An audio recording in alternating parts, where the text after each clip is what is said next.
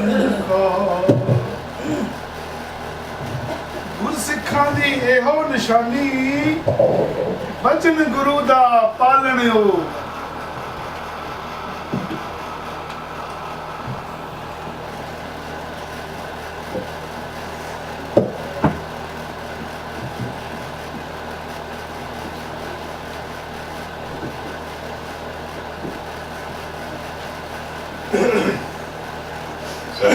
प्रेम से बोलिए सतगुरु बाबा बलदेव सिंह जी महाराज की जय।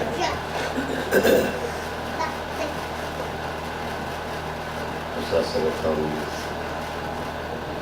जिन महापुरुषों के घर में सत्संग करें, मास्टर जी, बहन जी, परिवार, क्योंकि लिखा है सत्संग करके जिथे जाए वह मेरा सतगुरु संस्थान सुहावा। जहाँ भी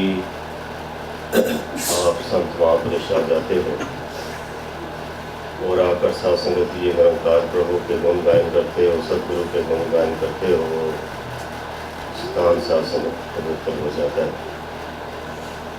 क्योंकि महापुरुष कहा करते थे कि सतगुरु निरंकार और साथ संगत में कोई फर्क नहीं हुआ करता।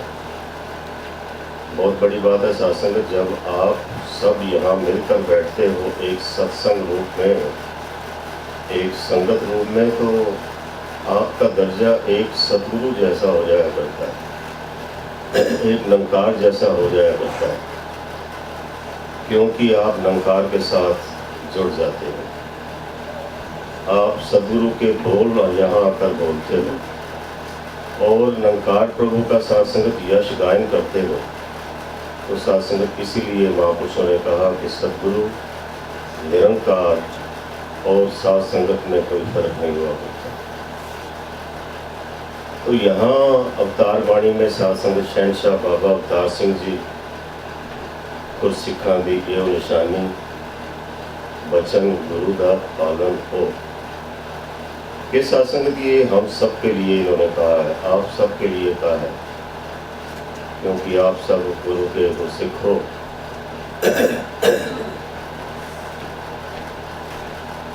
तो आपको इस सत्संग ये कहा है कि हमने गुरु के वचन को मानना। कई बार क्या होता है कि गुरु का सतगुरु का सत्संग वचन आता है और हमें कई बार ठीक नहीं लगता। अब गुरु का वचन आ गया सह सुभाए साथ संगत, तो हम सोच में पड़ जाते हैं कि वो गुरु का तो वचन आ गया, ये क्या होगा, ये कैसे होगा।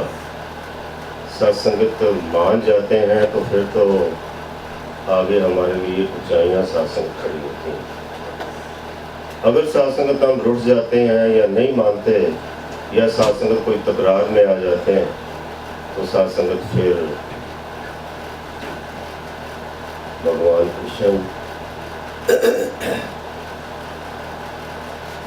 कृष्ण जी ने सत्संगत जब दुर्योधन से सत्संग दुर्योधन को कहा कि क्योंकि उस वक्त दुर्योधन के पिताजी और दुर्योधन उनका ही राज था और जैसा वो कहते थे वैसा सबको मानना पड़ता था। और भगवान कृष्ण ने कहा कि दुर्योधन ऐसे करो, ये पूरा देश ही तुम्हारा है, ये पूरी दुनिया जो है ये तुम्हारी है, कोई बात नहीं, तुम्हारी ही रहे, हमें और कुछ नहीं चाहिए, हमें आप सिर्फ 10 गांव दे दो। We need only 10 villages, rest of everything is yours। तो सत्संगत आगे दुर्योधन ने जवाब दिया कि कृष्ण तुम्हें मैं 1 इंच भी भूमि नहीं दूंगा। अच्छा ऐसी बात है? तो सत्संगत कहा कि 1 इंच भी तुम्हें मैं भूमि नहीं दूंगा। I am not going to give you even 1 inch the piece of earth. इतनी बड़ी कंट्री में सत्संगत उन्होंने सिर्फ 10 गांव मांगे और उससे भी इनकार कर दिया। अब कहने का भाव सत्संग क्या है कि उसके बदले में क्या हुआ। महाभारत की लड़ाई सत्संग जब हुई तो एक तरफ दुर्योधन और एक तरफ सत्संग अर्जुन। दुर्योधन के पास सत्संग बहुत सारे हथियार थे, बहुत कुछ था, लेकिन अर्जुन के पास कुछ भी नहीं था। और दुर्योधन सत्संग बहुत ही अभिमान में था, बहुत ही घमंड में था, वो ये तो क्या मेरे साथ लड़ेंगे। लेकिन अर्जुन को था कि मेरे साथ तो कृष्ण है, मेरे साथ मेरे भगवान है, मुझे कोई हथियारों की जरूरत नहीं है, मेरे साथ मेरे भगवान है।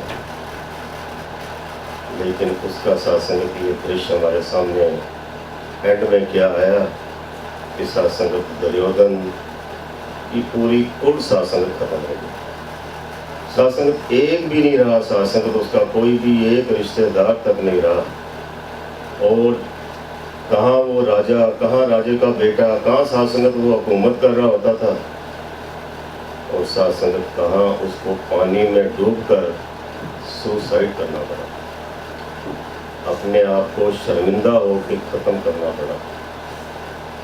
सत्संग ये मान लेना जो है, ये सत्संग हमारा एक सर ऊंचा हो जाया करता है। क्योंकि सत्संग ये ज्यों ज्यों हम वचन को मानते हैं, जो गुरु आखे वो कुछ करना सेव कमाना सीखिए, जो कुछ देवे वो कुछ खा के शुक्र मनाना सीखिए।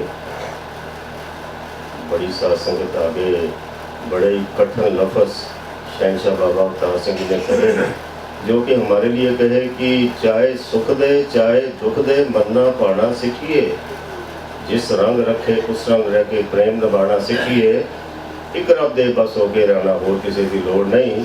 कई अवतार एहो जे सिखनू किसी चीज की तोड़ नहीं। कहते हैं कि जब हम वचन को सत्संग मान जाते हैं, हमें किसी चीज की सत्संग तोड़ नहीं होती।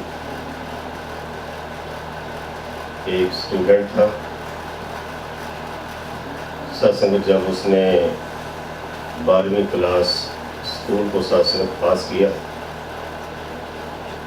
और बड़े अच्छे नंबरों में सत्संग को पास हुआ। पिताजी सत्संग बहुत खुश हुए, उसके माताजी बहुत खुश हुए,